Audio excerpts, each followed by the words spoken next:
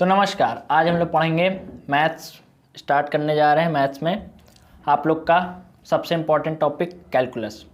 तो कैलकुलस से हम लोग स्टार्ट करने का मेन मतलब ये है कि इससे सबसे ज़्यादा नंबर का आता है आप लोग के पेपर में। 44 तक का कवर करता है ये।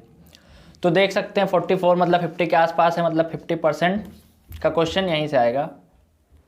तो इसी को स्टार्ट करेंगे सबसे पहले, फिर धीरे धीरे पूरा सिलेबस हम लोग कवर करेंगे।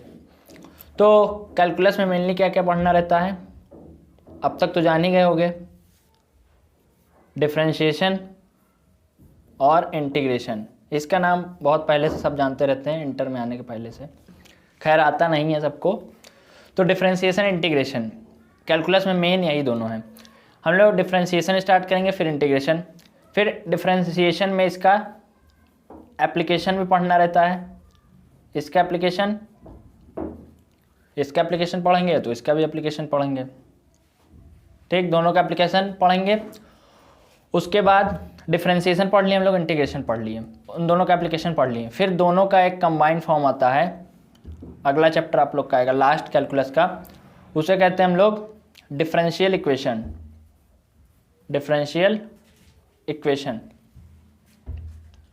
डिफरेंशिएशन और इंटीग्रेशन अगर आप लोग अच्छे समझ लिए हैं तो डिफरेंशियल इक्वेशन में कोई दिक्कत होगी नहीं, क्योंकि इसमें डिफरेंशिएशन और इंटीग्रेशन दोनों का मिक्सअप है, कंबाइंड फॉर्म है।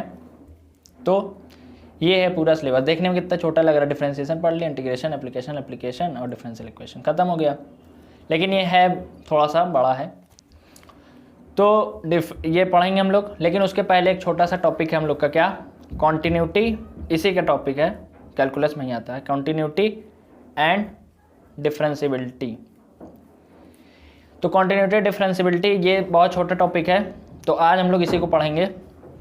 आप लोग लिमिट पढ़े होंगे ना क्लास 11th में, तो उसी से रिलेटेड है थोड़ा बहुत, तो हम लोग स्टार्ट करेंगे इसके बाद। अब तो हम लोग स्टार्ट करने जा रहे हैं कॉन्टिन्यूटी। तो कॉन्टिन्यूटी नाम से ही पता चल रहा है कॉन्टिन्यूअस, तो इसमें कोई खास बात नहीं है, नाम से जान के कॉन्टिन्यूअस का मतलब क्या होता है, लगातार। तो लगातार तो बहुत कुछ चीज़ें हैं, जैसे अर्थ घूम रहा, रोटेट हो रहा, सब कुछ हो रहा है। लेकिन हम लोग मैथ्स में पढ़ रहे हैं, तो मैथ्स में क्या मेनली हमारे फंक्शन आएंगे। तो फंक्शन जैसे कॉन्टिन्यूअस है या नहीं, यही बताना है मेनली।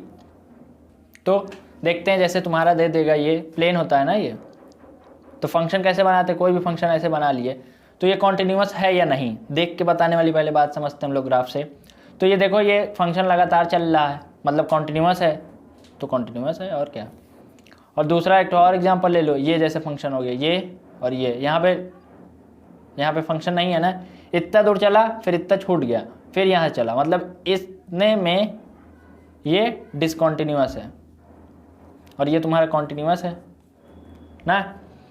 तो ये तो बात हो गई, फंक्शन देख के, ग्राफ देख के बता देगा कोई भी कि ये चल रहा है सीधे सीधे, तो लगातार चल रहा है तो कॉन्टिन्यूअस है, और नहीं बीच में ब्रेक हो रहा है तो डिसकॉन्टिन्यूअस है।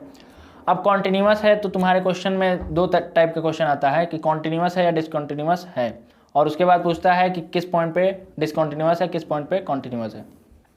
तो उस पर क्वेश्चन में देखेंगे, उसके पहले हम लोग देख लेते हैं कैसे।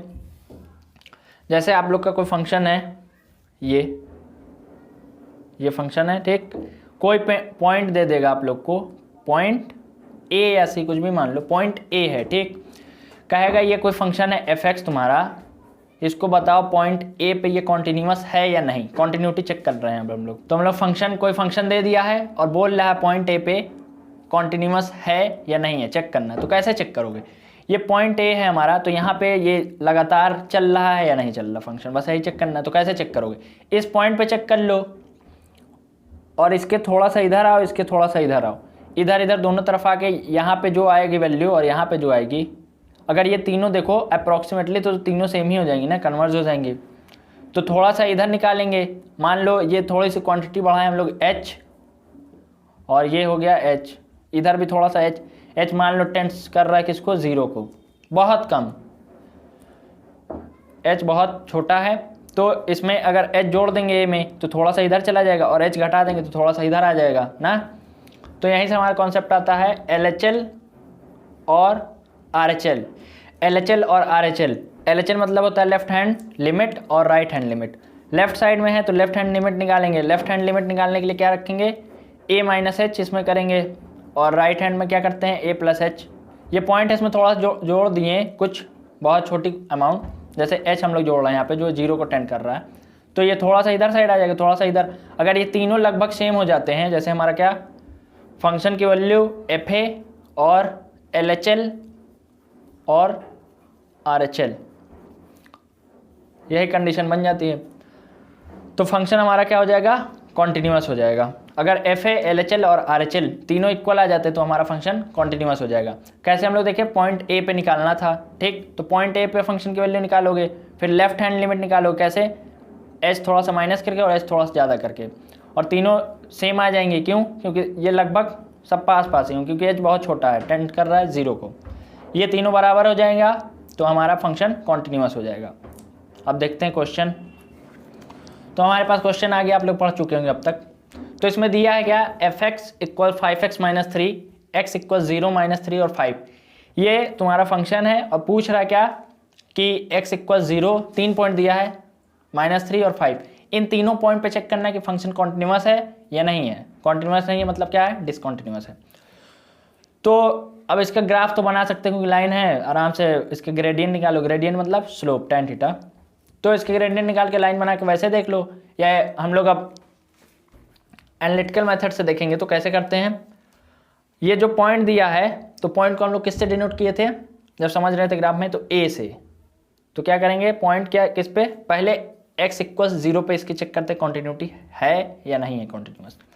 तो क्या लिखेंगे, एट x इक्वल्स 0, अब इस पे चेक करने जा रहे हैं हम लोग।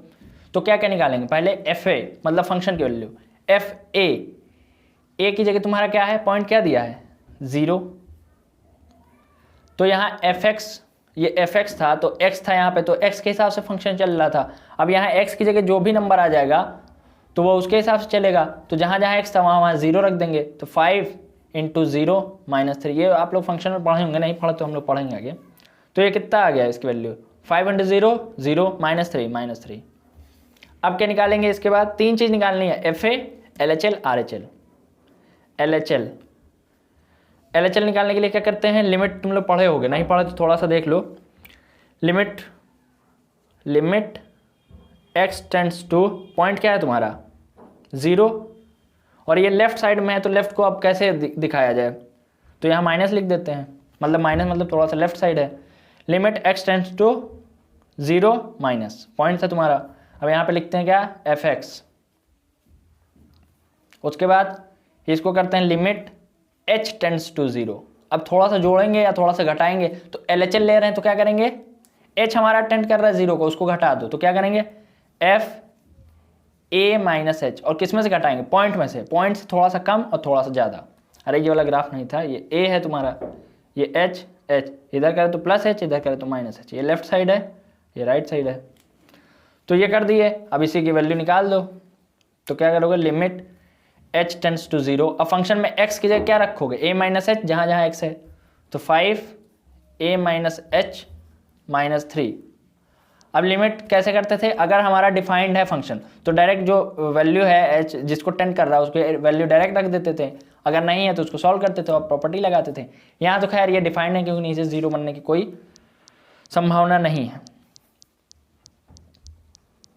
तो क्या करते हैं, अब हम लोग डायरेक्ट वैल्यू पुट करते हैं, तो ये जैसे ही वैल्यू रखोगे लिमिट हट जाती है, तो क्या हो जाएगा, 5, a की वैल्यू कितने थी 0, और h क्या रखने जा रहे हैं हम लोग 0, a यहाँ ना लो, a की जगह हमारा पॉइंट दिया था ना दिया होता तो हम लोग ये समझने के लिए पॉइंट क्या था 0, यहाँ भी 0 कर लो, यहाँ 0 माइनस h की वैल्यू पुट कर रहे हैं 0 माइनस 3, तो ये 0 माइनस 0 बड़ा 0, और 5 इंटू 0 0 0 माइनस 3 आ गया ना। देखो ये भी माइनस 3 आया था, ये भी माइनस 3 आया। क्या बोले थे, L H L R H L और एफ ए, जिस पॉइंट पे पूछ रहा है उस पर अगर तीनों इक्वल होते हैं तो हमारा फंक्शन कॉन्टिन्यूअस होगा। अब केवल आर एच एल निकाल दे, वो भी यही आ जाए तो हमारा फंक्शन क्या हो जाएगा, कॉन्टिन्यूअस। तो आर एच एल कैसे निकालेंगे, limit x tends to, point क्या था हमारा 0, और आर एच एल मतलब थोड़ा सा प्लस, तो इसको 0 प्लस एफ एक्स। अब इसको हम लोग h से रिप्लेस करेंगे तो क्या लिख देंगे, limit h tends to 0, F X की जगह क्या रखते हैं, थोड़ा सा जोड़ के राइट साइड में जाना है ना, एफ ए प्लस एच। अब फंक्शन में वैल्यू पुट कर दो, क्या, लिमिट h टेंड्स टू 0, अब क्या है 5, x की जगह क्या रख देंगे, a प्लस एच, ए नहीं रखेंगे, ए तो हमारा पॉइंट पता है ना, ये 0 दिया है और -3, तो एच की वैल्यू पुट कर दो डायरेक्ट, क्योंकि डिफाइंड है 0 + 0 -3, ये 0 + 0 0, अब 0 × 5 0, -3 कितना आ गया -3। तो देख सकते हो तुम लोग साफ साफ ये भी, ये तीनों क्या है हमारा F0 = LHL = RHL = -3, सब बराबर है। So function is continuous at x = 0, 0 पे हमारा फंक्शन कॉन्टिन्यूअस है। समझ सकते हो कैसे किए हैं। पहले हमें 3 चीज़ चेक करनी है, FA जिस पॉइंट पे निकालना है वो, LHL RHL। FA के लिए डायरेक्ट वैल्यू पुट कर दो जिस पॉइंट पे करना है, और LHL के लिए limit x tends to 0 minus क्यों लगाए, लेफ्ट साइड में करना है इसलिए। फिर x को h से रिप्लेस किए तो यहाँ थोड़ा सा घटा के लिखेंगे क्योंकि थोड़ा सा कम आना है, और उसके बाद सॉल्व कर दिए डायरेक्ट। फिर उसके बाद यहाँ पे प्लस लिखें क्योंकि राइट साइड में जाना है, और फिर h से रिप्लेस किए तो 0 + h, a + h ना फंक्शन में थोड़ा जोड़े हैं ये फिगर जो है, और फिर ऐसे सॉल्व कर लिए। तो हमारा देख ही रहे हैं हमारा तीनों बराबर आया, तो फंक्शन कंटिन्यूअस है। अगर इसमें से एक भी कंडीशन नहीं होती, मतलब एक भी बराबर ना होता, जैसे ये 2 आ जाता बाकी दोनों बराबर है, तो हमारा क्या हो जाता डिसकंटिन्यूअस। तो इस पर हम लोग निकाल लिए, बाकी 2 पॉइंट और दिया, इस पर चेक करिए कॉन्टिन्यूअस है या नहीं है। ठीक, चेक करिए, अगर दिक्कत आए तो आप पूछिए। तो क्वेश्चन आपके सामने ये है, तो देखते हैं इसमें क्या दिया है। हमारा फंक्शन दिया है f(x = ax + 1 when x is less than equal to 3 और bx + 3 x is greater than 3। तो उस जो हम लोग इसके पहले वाला क्वेश्चन किए थे, तो उसमें तो हमारा ये झमेला था ही नहीं, केवल एक फंक्शन दिया था सीधे सीधे, इस पॉइंट पे चेक करो तो LHL RHL सारे के लिए वही फंक्शन ले लिए हम लोग। लेकिन यहाँ पे अब कंडीशन दी है, देखो ये 3 में भी दे सकता है, जैसे यहाँ लेस देन इक्वल दोनों चीज़ दे दी है ना, तो इक्वल के लिए एक और दूसरा फंक्शन भी दे सकता था, लेकिन नहीं दिया तो कोई दिक्कत है नहीं। तो इसमें बता रहा है ये ग्रेटर देन है 3 तुम्हारा पॉइंट है, पॉइंट क्या है तुम्हारा 3 है पॉइंट। ठीक, अब इससे ग्रेटर देन है मतलब क्या हो जा रहा है, प्लस हो जा रहा है, इससे ग्रेटर है जो भी x है हमारा, तो ग्रेटर है मतलब ये RHL के काम आएगा हमारा ना, राइट हैंड लिमिट में रखेंगे। और ये लेस देन है मतलब a से थोड़ा सा कम है पॉइंट से ना, तो कम है तो क्या हो जाएगा LHL। और इक्वल के लिए भी यही लेंगे, क्यों, क्योंकि इक्वल इसी में लगा है, तो FA जो निकालते हैं हम लोग इसी पे निकालेंगे। तो फंक्शन की बात समझ गए, ये ग्रेटर देन था मतलब थोड़ा ज़्यादा, तो राइट साइड में आ जाएगा, तो RHL निकालेंगे। RHL के लिए कौन सा फंक्शन, ये वाला, LHL के लिए ये वाला, और पॉइंट FA के लिए यही वाला, क्योंकि इक्वल भी इसी में लगा है। तो क्वेश्चन ये नहीं है कि ये कॉन्टिन्यूअस है या नहीं है, ये चेक करिए। इसमें कह रहा है, पहले ही बोल दिया, ये फंक्शन जो तुम्हारा है कॉन्टिन्यूअस है किस पे, जो पॉइंट दिया है 3 ही तो दिया है जहाँ ब्रेक हो रहा है, तो 3 पे तुम्हारा फंक्शन इज कॉन्टिन्यूअस, फंक्शन तुम्हारा कॉन्टिन्यूअस है। क्या कह रहा है, f(x) is continuous at x = 3, तो a b में रिलेशन बताना है। बात समझ में आ गई। ये जैसे ही बोल दिया f(x) is continuous at x = 3, तो तुम्हें 3 चीज़ें तो पता चल गई, f3 = LHL = RHL, ये तीनों बराबर हो जाएगा। जैसे ही वो एक शब्द बोला कॉन्टिन्यूअस है, तो तुम समझ गए ये तीनों बराबर होगा, तभी तो कॉन्टिन्यूअस है। अब इसमें से देखो, तुम्हें ax और bx में एक बार ये वाला फंक्शन लेना है, एक बार ये वाला फंक्शन लेना है, ठीक, तभी तो a b में रिलेशन आ जाएगा। तो ये किस में आएगा, हमारा RHL में आएगा ना, और ये तुम्हारा LHL और FA दोनों के लिए काम करेगा। तो या तो तुम तीनों निकाल लो, F3 LHL RHL, उसके बाद कंपैरिजन करा के निकाल दो, तीनों बराबर है तो a b में रिलेशन आ जाएगा। या तो 2 ठो निकालो ऐसा कि ये भी फंक्शन आ जाए, ये भी, क्योंकि एक ठो a वाला एक ठो b वाला। तो चलते हैं हम लोग शुरू करते हैं, F3 निकालते हैं पहले। तो F3 के लिए कौन सा फंक्शन लोगे, ऊपर वाला ax + 1, और x की जगह 3 हो गया तो x की जगह यहाँ पे भी 3 हो जाएगा, तो क्या आ जाएगा तुम्हारा 3a + 1, इसको बना लो इक्वेशन 1। अब तुम LHL निकालोगे तो इसी फंक्शन में निकालोगे, तो मतलब a से ही रिलेटेड आएगा। चलो निकाल ही देते हैं LHL। LHL के लिए क्या करते थे, limit x tends to, point क्या है तुम्हारा 3, तो 3 पे क्या लगेगा -f(x). अब आगे बढ़ते हैं, लिमिट, इसको h से रिप्लेस करते थे, h टेंड्स टू 0, और यहाँ पे f a - h, a तुम्हारा क्या है 3 है, इस बार पॉइंट क्या है तुम्हारा 3 - h, h माइनस में क्योंकि LHL है। उसके बाद अब फंक्शन में रख दो, कौन सा फंक्शन लेना है हमें, लिमिट एच टेंड्स टू 0, कौन सा लेंगे LHL के लिए, ऊपर वाला ना, ये ए एक्स की जगह 3 माइनस एच प्लस 1। अब ये भी डिफाइंड है तो डायरेक्ट रखो वैल्यू, ए 3 माइनस 0 प्लस 1, तो ये कितना आ गया 3a प्लस 1। तो LHL और ये इसलिए इसको निकालने के लिए नहीं कह रहे थे, खैर निकाल भी सकते हो, ये दोनों तो बराबर आ गया। RHL तुम्हारा क्या आएगा, limit x tends to 3 plus, अब तक तो ये पता चल गया होगा ना प्लस माइनस कैसे आ रहा, fx, ठीक है। फिर इसको x h से रिप्लेस करते थे, h टेंड्स टू 0, और यहाँ पे f a प्लस h की a माइनस h, RHL है ना तो प्लस करेंगे a प्लस h।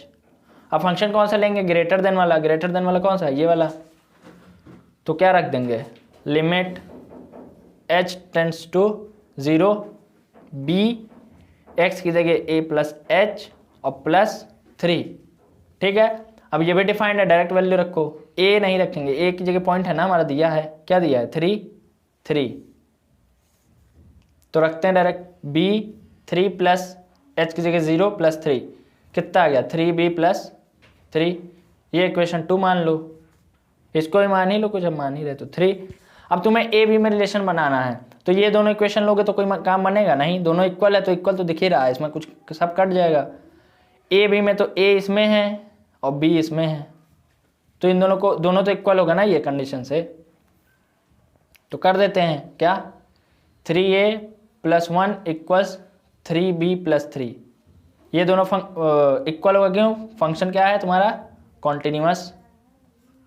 तो क्या ए बी में रिलेशन बताना है, तो 3a, इसको इधर ले आओ, ये भी रिलेशन है अपने आप में, 3b इक्वल्स 3 और उधर जाएगा तो माइनस, तो क्या आ गया 3a माइनस 3b इक्वल्स 2, ये रिलेशन आ गया। आपको आंसर में जैसे दे रहा वैसे बना लो, ये भी सही है। तो क्या कि ये फंक्शन पहले से बोल रहा था कॉन्टिन्यूअस है, तो LHL RHL और ये f है, तीनों बराबर होगा, तीनों निकाल लो और इक्वेट कर दो, या तो दो दिमाग लगा लो कि किसमें a है किसमें b है, जो निकालना है उसके हिसाब से दो ही निकालो, ये और ये RHL निकाल लो या इसमें से एक तो निकाल लो और इक्वेट कर दो तो भी आ जाएगा। तो हमारे पास अगला क्वेश्चन है, देख लीजिए आप लोग। हाँ, तो इस क्वेश्चन में क्या कह रहा है, fx equal sign X upon x, x is less than 0, जब x 0 से छोटा है, मतलब ये LHL के लिए दे दिया हमारा, लेफ्ट के लिए, लेफ्ट हैंड लिमिट, और ये ग्रेटर देन 0 है, पॉइंट तो हमारा 0 है ना, इसी पे चेक करना है ये कॉन्टिन्यूअस है या नहीं है। तो 0 पे करेंगे तो क्या होगा, ये ग्रेटर देन इक्वल है, मतलब ये FA और RHL के लिए है, तो तीनों निकालना पड़ेगा, कॉन्टिन्यूटी चेक करनी सीधे, तो क्या लिखेंगे, एट x इक्वल्स 0, निकालते चले जाओ, अब तक तो आ गया होगा। FA मतलब F0 इक्वल किस में रखेंगे, ऊपर वाले में कि नीचे वाले में, नीचे वाले में, क्योंकि इक्वल यहाँ लगा है, तो x प्लस 1, x की जगह क्या रखेंगे 0, 0 प्लस 1 1। अब निकाल दो LHL,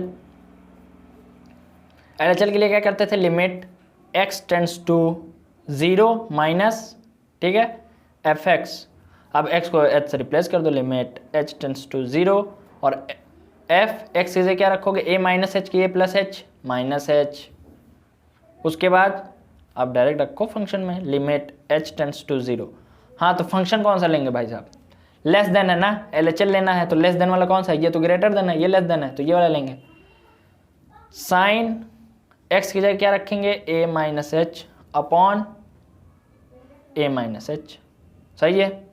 तो a तो हमारा पॉइंट दिया है ना 0, बार बार a लिख दे रहे हैं, तो यहाँ 0 कर लो, ये भी 0 0, a जो पॉइंट दे रहे थे वही a रहता है हमारा, तो 0 माइनस h। अब इसको सॉल्व करते हैं, लिमिट h टेंड्स टू 0, ये कितना आ जाएगा, sine 0 minus h upon minus h, सही है।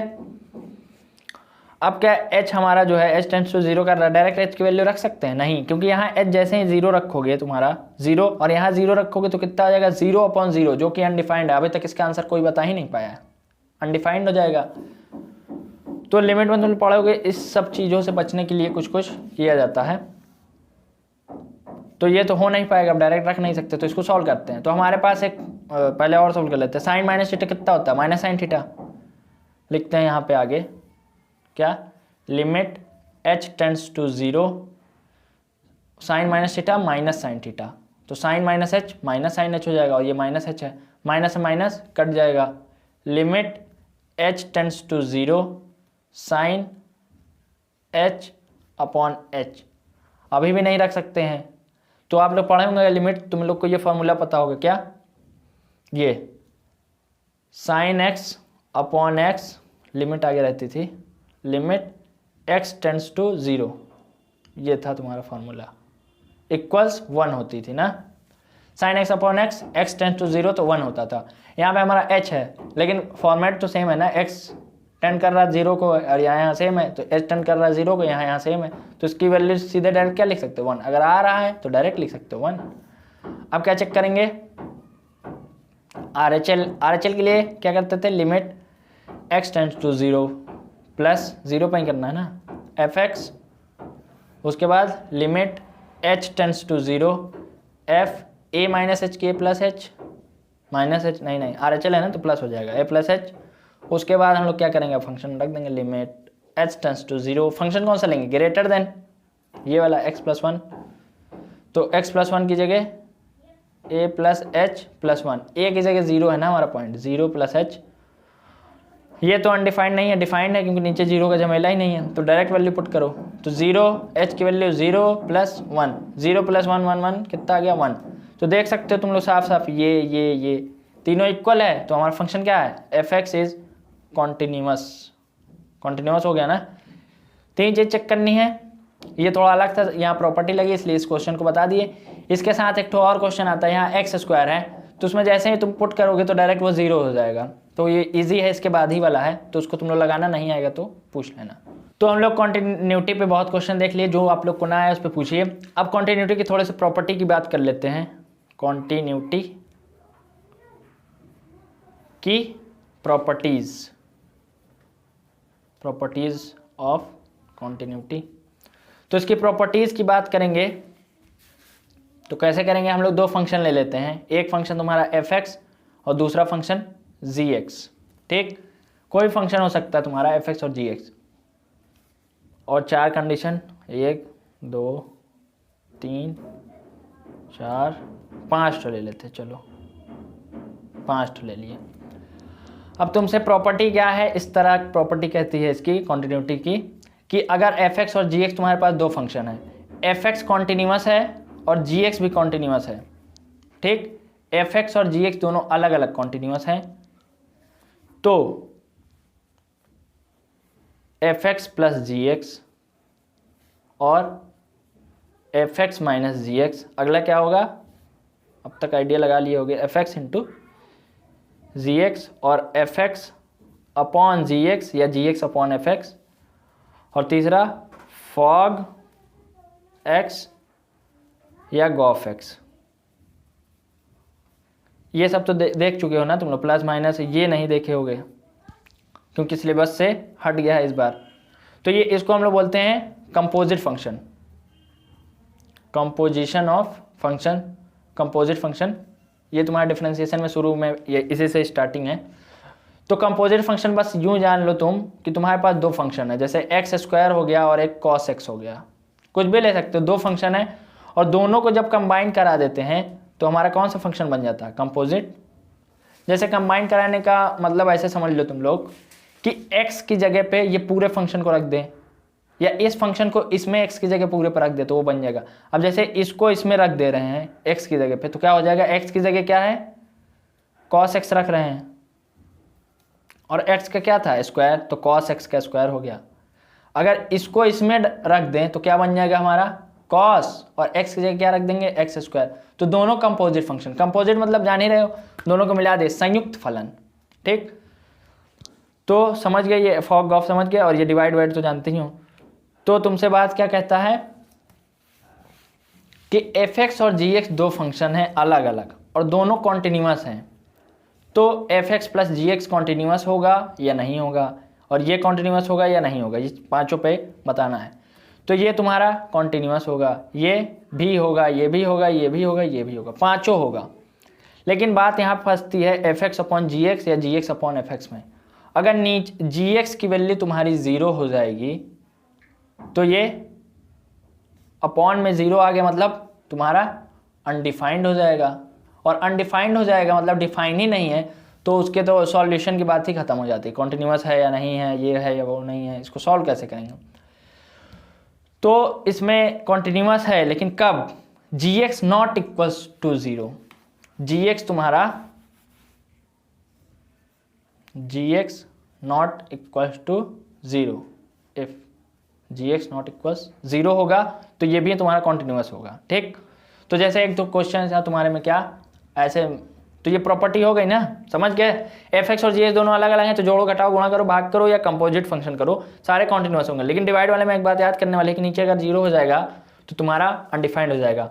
तो कॉन्टिन्यूटी में ये क्वेश्चन छोटा सा है, देख लो। जैसे 1/x-5 दिया है एक क्वेश्चन और पूछा ये पॉइंट ऑफ डिसकॉन्टिन्यूटी बताओ, किस पॉइंट पे ये डिसकॉन्टिन्यूस होगा। तो कॉन्टिन्यूटी तो चेक कर लेते थे, लेकिन इस तरह का क्वेश्चन तुम्हारे ऑप्शनल में आने की ज़्यादा चांस है, क्योंकि ये डायरेक्ट होता है, छोटा सा है। और भी कर सकते हो, कॉन्टिन्यूटी चेक करो फिर उसको करो उस पॉइंट पे।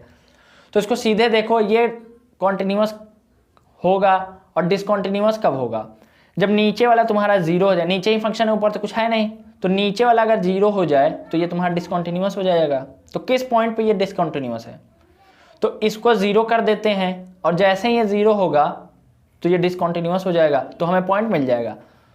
तो क्या लिखेंगे यहाँ पे, फॉर डिसकॉन्टिन्यूटी ऑफ फंक्शन क्या हो जाएगा, ये अपॉन में जो है x-5 should be equal to 0। ठीक, तो x इक्वल क्या आ गया 5, मतलब ये 5 जैसे ही वैल्यू रखोगे तो ये हमारा फंक्शन क्या हो जाएगा, नीचे आ जाएगा 0, 0 मतलब अनडिफाइंड। तो अनडिफाइंड हो जाएगा तो ये तुम्हारा बात ही खत्म हो जाती, कॉन्टिन्यूस होगा या नहीं होगा। तो ये हमारा किस पॉइंट पे डिसकॉन्टिन्यूस होगा, 5 पे, वो देख के बता सकते हो तुम लोग डायरेक्ट। तो ये तो बात हो गई ये। अब बाकी तुम्हारे क्वेश्चन, तो हम लोग प्रॉपर्टी पढ़ चुके हैं, कॉन्टिन्यूटी के बारे में लगभग सारी चीज़ें लगभग जान चुके हैं। तो अब क्वेश्चन हम थोड़ा बड़े बड़े उठाते हैं, जिसको हम लोग छोटे में लगाने की कोशिश करेंगे। तो हमारा है F x equals mod x minus x plus 1। इसमें पूछ रहा है पॉइंट ऑफ डिसकॉन्टिन्यूटी, कॉन्टिन्यूटी। तो अगर आप अब तक लगा चुके होंगे जितना हम बता चुके हैं, तो उसमें मॉड एक्स और ये अलग अलग तुम्हें फंक्शन मिला होगा, और दोनों को जब कॉन्टिन्यूटी चेक किए होगे तो दोनों अलग अलग कॉन्टिन्यूस होगा। तो तुम यहाँ पे डायरेक्ट लिख दोगे mod x is continuous and mod x plus 1 is continuous. तो इसकी प्रॉपर्टी क्या होती है, दोनों को जोड़ भी देंगे या घटा भी देंगे तो हमारा क्या हो जाएगा, कॉन्टिन्यूस हो जाएगा। अगर ऐसे नहीं करना चाहते तो ब्रेक कर लो। मॉड एक्स को कैसे ब्रेक करते हैं, ऐसे बनाना हो तो बना लो। जैसे तुम्हारा अगर ये लेस देन 0 हो गया, if x is less than 0, तो इसकी वैल्यू क्या आएगी, -x। और क्या, x is greater than equal to 0 हो गया तो ये क्या आएगा, x। तो इसको तुम लोग अलग अलग कर लो, पहले इसको निकालो और इसको निकालो, मॉड x प्लस 1 को, दोनों अलग अलग कॉन्टिन्यूस आएंगे। ठीक, और दोनों फिर प्रॉपर्टी लगा दो, इसको इसको जोड़ेंगे तो हमारा कॉन्टिन्यूस हो जाएगा। तो डिसकॉन्टिन्यूटी वाली पॉइंट बतानी थी, तो क्या लिख दोगे, there is no point of discontinuity for given function. जब दोनों कॉन्टिन्यूस है तो डिसकॉन्टिन्यूटी का पॉइंट कहाँ से निकलेगा। तो ये समझ गया, लगाना नहीं आएगा तो पूछ सकते हो। तो कॉन्टिन्यूटी लगभग हम लोग पूरा खत्म कर चुके हैं। अगर आप लोगों को कोई डाउट हो तो आप लोग पूछ सकते हैं, क्वेश्चन ग्रुप में तो होंगे ही।